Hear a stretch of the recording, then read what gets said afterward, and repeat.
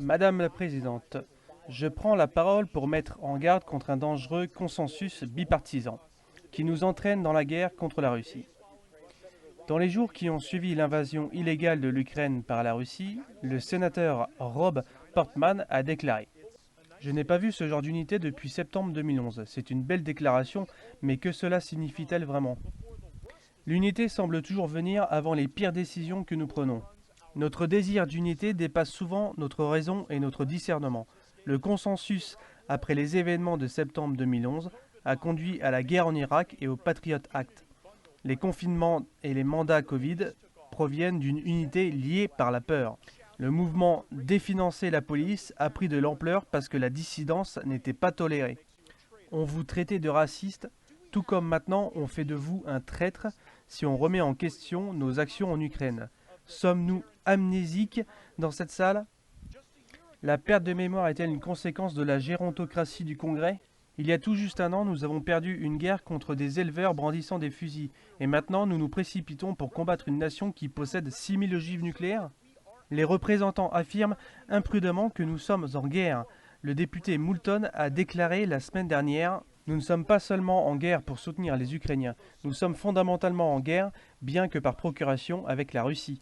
Les services secrets sont censés être des professionnels discrets, mais il semble maintenant qu'ils ne peuvent s'empêcher de se vanter auprès des médias de la façon dont l'Amérique a aidé l'Ukraine à assassiner des généraux russes et à couler le navire amiral de la Russie. Comment cela est-il censé se terminer exactement? L'administration semble tester la ligne rouge nucléaire de Poutine. C'est le jeu de qui sera le premier à se dégonfler? Entre deux puissances nucléaires, c'est de la folie, et ça vient de Joe Biden, qui a promis lors de sa campagne électorale qu'il ramènerait la paix en Amérique. En ce qui concerne la Russie, je suis préoccupé par les armes nucléaires, pas par les chars cassés. Hier soir, cette assemblée a approuvé 40 milliards de dollars pour l'Ukraine, alors que les familles américaines se sont retrouvées sans nourriture pour bébés. Pour remettre tout ça dans son contexte, le budget de Biden prévoit 15,3 milliards de dollars pour les douanes et les patrouilles frontalières. Donc apparemment, l'Ukraine est 2 fois plus importante que notre patrie.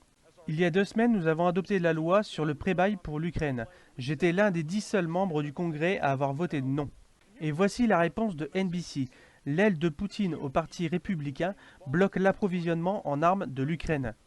Vous êtes donc un partisan de Poutine si vous pensez que c'est une mauvaise idée de donner carte blanche à la Maison-Blanche pour envoyer, je cite, « toute arme, système d'armes, munitions, aéronefs, navires, bateaux ou autres instruments de guerre en Ukraine », tout en renonçant à nos droits au remboursement.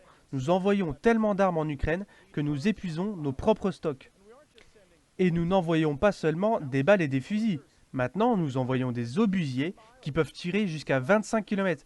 Cela signifie que nous fournissons et entraînons les Ukrainiens avec des armes qui pourraient potentiellement frapper le territoire russe. Et ces armes ne se retrouvent pas seulement entre les mains de l'armée ukrainienne. Un fonctionnaire a déclaré que les armes, je cite, « tombent dans un grand trou noir ». Beaucoup d'entre elles se retrouvent entre les mains du bataillon Azov. 40 démocrates de la Chambre les ont qualifiés d'organisations terroristes étrangères néo-nazis il y a à peine 3 ans. Maintenant, ils tuent des Russes. S'agit-il des mêmes ethno-nationalistes avoués? Apparemment, ils ne sont plus si mauvais. Chaque jour, les démocrates chassent sans relâche la suprématie blanche de l'Amérique. Et pourtant, ils n'ont aucun problème à fournir des roquettes aux vrais suprématistes blancs en Ukraine. Prendre la position où nous armons jusqu'aux dents quiconque tirera sur les Russes n'a en fait pas toujours fonctionné pour l'Amérique.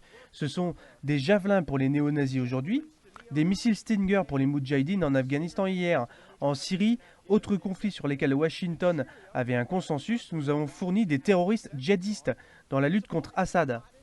Assad comme Poutine est un méchant, mais cela signifie-t-il que le contribuable américain devrait armer ses ennemis sans se poser de questions? Je ne pense pas. Et j'imagine que la plupart des Américains ne le pensent pas non plus. Et c'est pourquoi nous n'avons jamais de véritable débat sur ces questions. Le Sénat préfère parler et sauver la démocratie que s'occuper de nos dangereuses réalités. Et si nous sommes en guerre, comme le dit le député Moulton, alors pourquoi ne pas voter une autorisation d'utiliser la force militaire? Ou allons-nous opérer en Ukraine comme nous l'avons fait au Yémen et partout dans le monde, sans déclarer officiellement la guerre?